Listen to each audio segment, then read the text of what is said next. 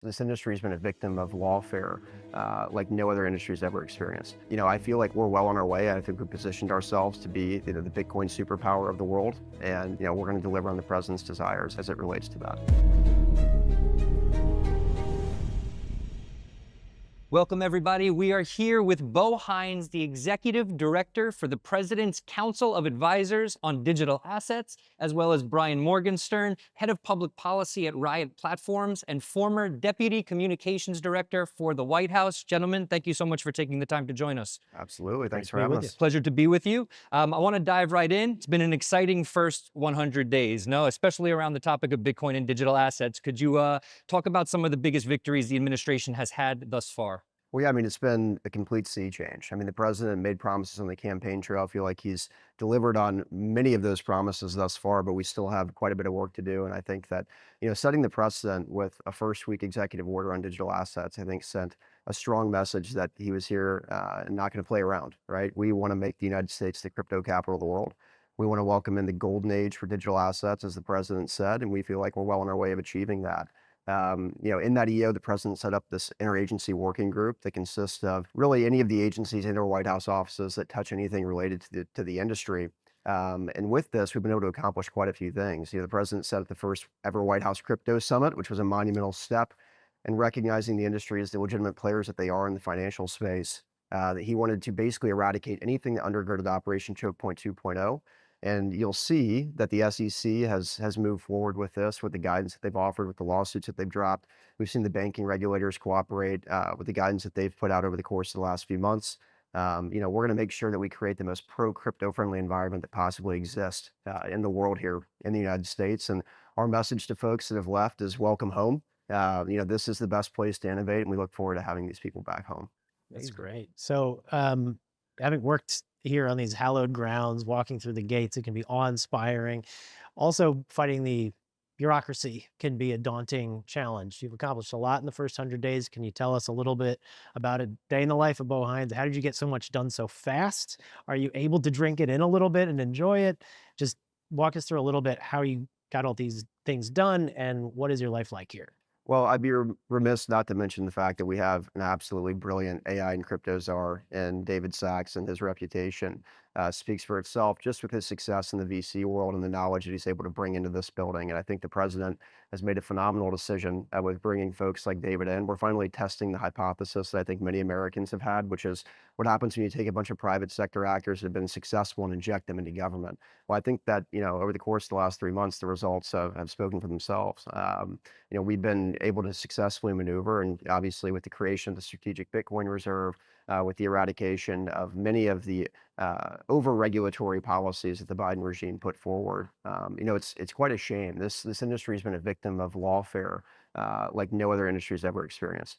And what they've been able to accomplish in the midst of headwinds is truly quite remarkable, and we wanted to recognize them for those efforts, which is why we had the first ever White House Crypto Summit.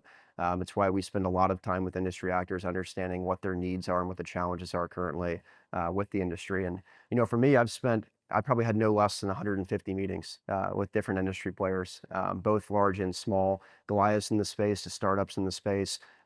We really want to hear from everyone, and we've made that very clear. This allows us to make informed decisions. It allows us to take in information that might seem a little bit foreign to others, maybe inside of this building or on Capitol Hill, and digest that and translate it into something that's more palatable. Because truly here with the president's priorities on digital assets, specifically with legislative priorities, we have a chance to revolutionize the way that our current financial system works. And that's something that we take very seriously. Amazing. If you don't mind, I'm going to put a pin in a few things there. I want to dive in a little bit deeper on some, but there was one thing I've heard you touch on quickly, and I would love for you to expand on a bit, and that's your Bitcoin story. So I think you found Bitcoin early on, 2013, 14, if I'm not mistaken. Right around there, yeah. Was it the result of playing in a certain sporting event, a football game or something? Could you expand on this? Yeah, I think the rumor's starting to get around.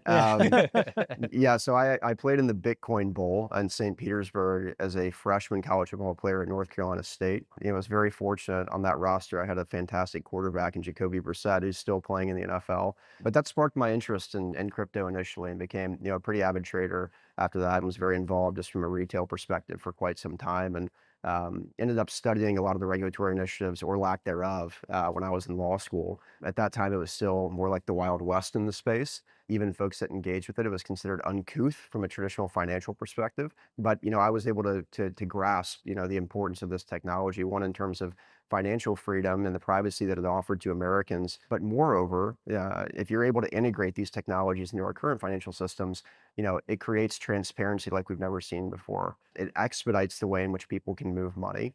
And removes a lot of the friction that we currently see inside of our financial system. And I think that that's something that, we're very keen on fixing. If you think about all the different industries and the ways in which especially people communicate and how that's evolved over the course of the last few decades, we haven't seen the financial marketplace really catch up in terms of technological developments. A lot of the ways in which we move money still today are fairly archaic. And we hope to change that. I think that we will in short order. Is a Bitcoin ETF the same as owning Bitcoin directly? While Bitcoin ETFs might offer a familiar face, they lack the true ownership and flexibility of directly investing in Bitcoin. With iTrust Capital, you can buy and sell real Bitcoin 24/7 with the tax advantages of an IRA. Real Bitcoin means no middleman, no restricted stock market hours. Choose the path of direct Bitcoin investment with iTrust Capital, because access equals opportunity. Invest in Bitcoin at itrustcapital.com today.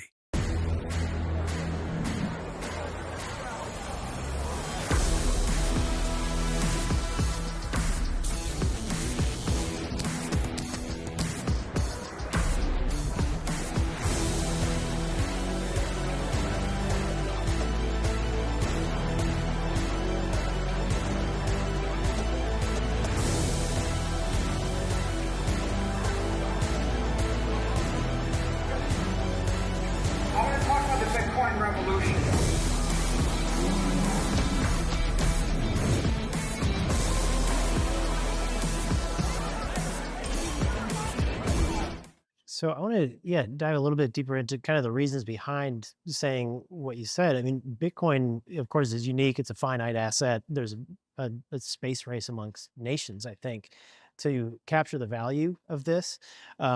Is that part of the administration's thinking in ending the war on crypto or the war on Bitcoin, kind of opening their mind to it?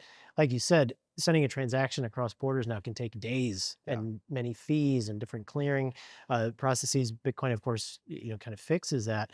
But then with the supply cap, I think it adds a unique element to it. Is that something you're thinking about of, we don't want another nation to front run this. We want the United States to capture the value, or our allies? Just, is there any thought to kind of the international component here? And if I could add to that, I think that's in regard specifically to the SBR, right? Do we want to start acquiring sooner than later so that we're not front run to the party? Well, I think that we made it very clear in the way that we structured the executive order that we recognize Bitcoin as being unique. And we've said repeatedly that we view Bitcoin as digital gold. And a question that I get from journalists all the time is, how much do you want? And I think that's really a silly question. That's like asking any country, how much do you want of any asset with intrinsic stored value? You want as much as you can possibly accumulate. There are stipulations in the EO. We must do this in budget neutral ways that don't cost the taxpayer a dime. But as the president likes to say, we have a lot of high IQ people in this administration, specifically over at Treasury and at Commerce. And I'm very confident in the leaders in those buildings to come up with extremely creative ways for us to accumulate. And we're very excited about that. And certainly we want to move as expeditiously as possible to do that. I think that there is definitely a sort of space race as it pertains to accumulation of this asset, no different than there is with gold, right? So we're very excited about it. I think one thing I'd like to point out too about that executive order is that we recognize the other ecosystems that exist, and that's why we have the digital assets national stockpile as well. We want to encourage innovation in other spaces in the industry, but I think it's really important that we do recognize Bitcoin for its uniqueness. And like you've described, it's a finite asset.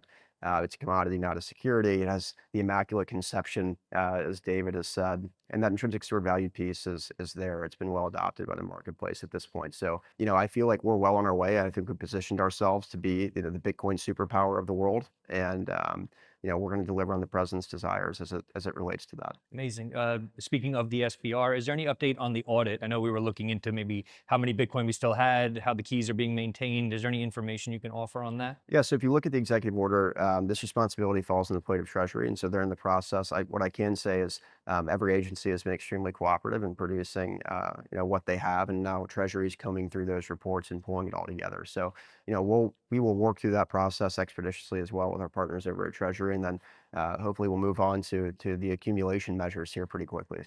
On the accumulation measures, there have been several ideas thrown out there. Senator Lummis wants to revalue the gold certificates. There's a lot of energy assets I think the Army Corps has, where the government could conceivably have mining arrangements on federal properties. These are just a few that have been discussed kind of publicly.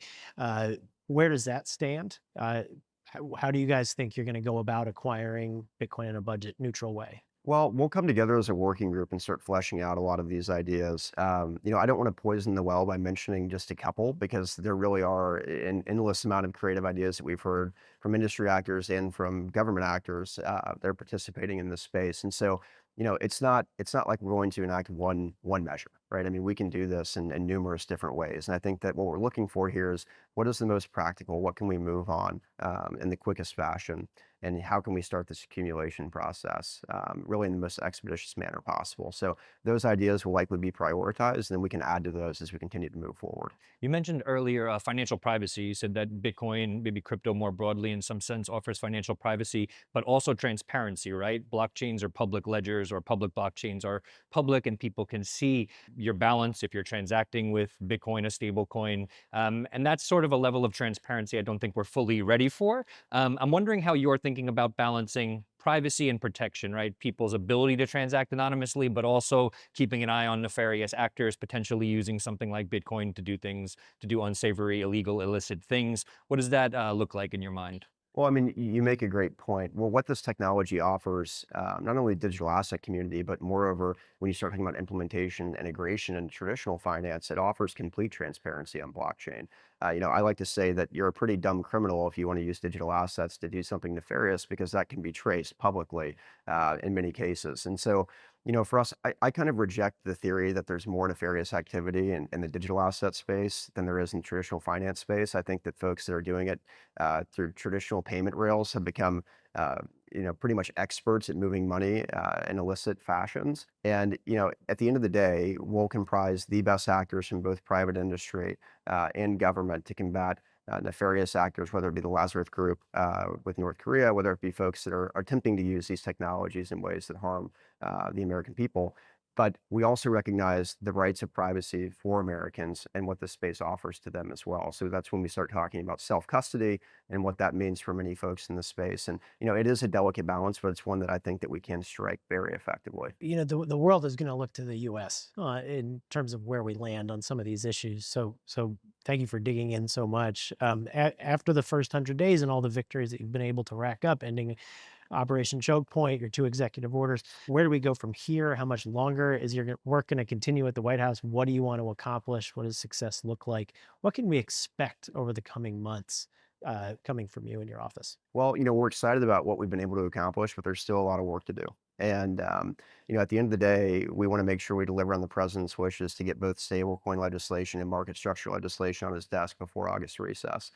We'll see what the sequencing of that looks like, and we'll be a little bit deferential to the chairman. They understand their chambers better than anybody, but we feel extremely confident that both of these pieces of legislation will move forward with bipartisan support.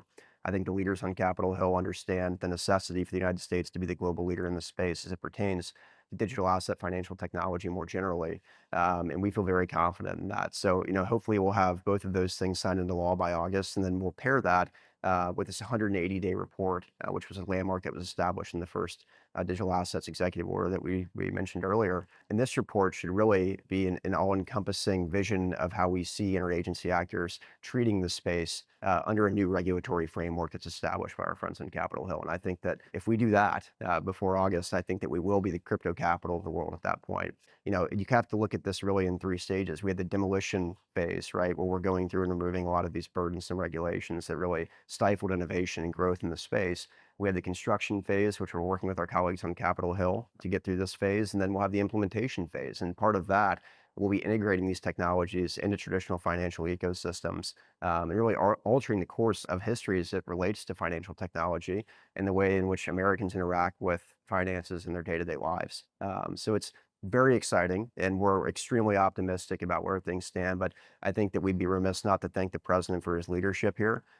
This is something that I think will end up being one of the biggest achievements, more generally in his second term, is really just changing the way in which people are able to move money in the payment rails that we have today. So it's very exciting. I think that's as good a place as any to end it. We really appreciate your Thank you time, very both. Thank much. you so I much, and appreciate best it. of luck to you. Absolutely. Yeah.